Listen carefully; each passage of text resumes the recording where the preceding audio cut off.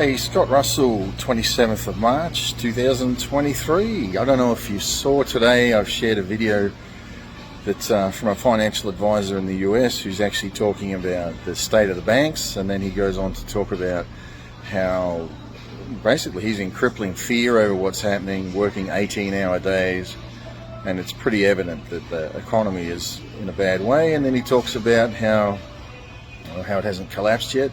He talks about how some of the state governments in the USA are now recommending that their citizens go and buy gold and silver, and they've actually made it legal to trade in gold and silver in those states, because they know full well that this currency is about to collapse. And so I wanted to just briefly touch on something there. It's time that each and every one of us started to live daily. Give us this day our daily bread.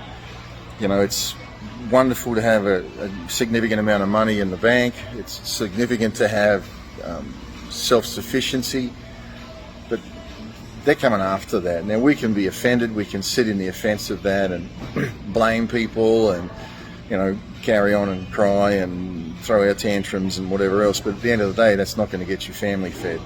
So forget about who to blame, because, you know, it's not going to make any difference to what's happening in your life. Ultimately, a time will come for that, but right now it's the time for you to prepare. And I believe the best word I can give to you today is start to change your mindset to live daily.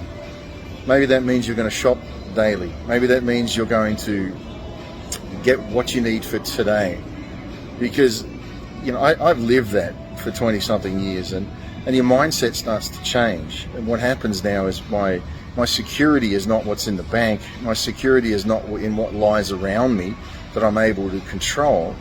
But initially, when I started this journey, it was crippling fear, and you can read that in the book, Vegetable Garden Faith in a Corvette. But as time went on, I started to realize that what I need today will be here today, because I'm trusting God. And it's never failed me. I've never gone hungry. I've never missed a meal. I've lived in, you know, mansions. I've lived not in mansions, but I've never been homeless. And I think that's what's really important here is just let your mindset start to change, where you start to be a little more flexible.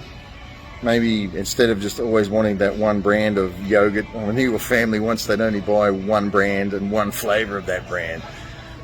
Get a bit of flexibility, is what I'm saying.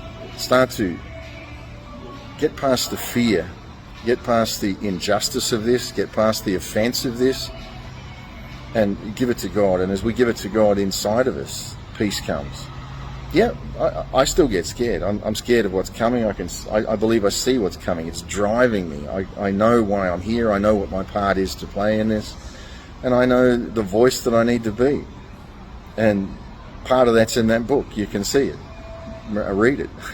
If you can't afford it, send me an email. I'll email you an electronic copy of it. Vegetable Garden Faith in a Corvette.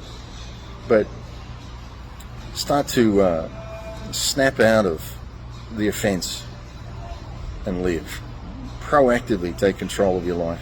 Proactively step into the authority that's in your life. And a lot of people have a gift. They have something for their life, but they never operate in it because they never step into the authority of it. They're always insecure about where they are, what they're doing. Is this right? Am I supposed to? And you need to, if that's you, you need to be in a safe place. You need to be where people believe in you and will call that out in you, and love and respect and honor you even when you don't feel like you're doing too well in it. Get the right people around you, the right community, the ones that see who you are, see the potential in you, and speak to your potential, and then live your potential.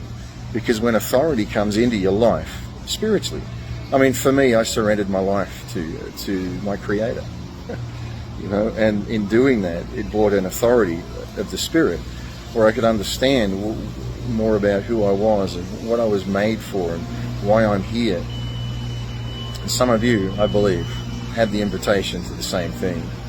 Surrender, then allow the Holy Spirit to just fill your life and become one with that, and then flow in the authority that God brings you. God bless you. Hey, we do win, but we're going to have some blood on the walls getting there. I think it's going to be a tough journey in many ways, but we can do it. We can do it together as we stand together You're never alone. You're only ever alone if you want to be alone. You're not alone.